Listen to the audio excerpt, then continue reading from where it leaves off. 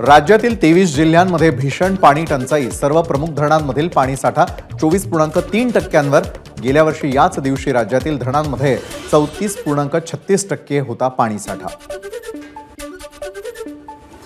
मुंबईला पाणीपुरवठा करणाऱ्या तलावांमधील पाणीसाठा 11%वर।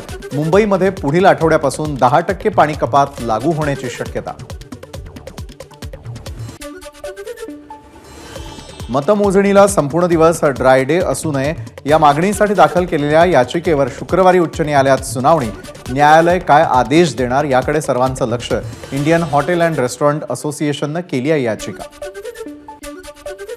पुणे अपघात प्रकरणानंतर राज्य उत्पादन शुल्क विभागाला आली जाग। आता बारमध्ये 25 वर्षांखालील तरुणींना मद्य दिल्यास 50,000 रुपये दंड। कारवाईला प्रारंभ।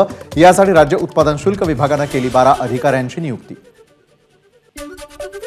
बीडच्या माजलगाव पाटबंधारे विभागात कार्यरत असलेल्या अभियंता राजेश सलगरवरती एसीबीची कारवाई। घराच्या झाडाझडती दरम्यान 11 लाख रुपये रोख, 30 ग्रॅम सोनं, 3 किलो 400 ग्रॅम चांदी असा लाखोंचा मुद्देमाल जप्त। लाच घेताना सलगरला केली होती अटक।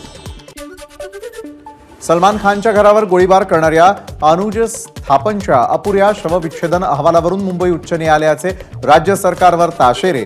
शवविच्छेदन अहवाल अर्धवट वाटत नाही का? न्यायालयाचा सरकारला सवाल। एबीपी माझा, उघडा डोळे बघा नीट।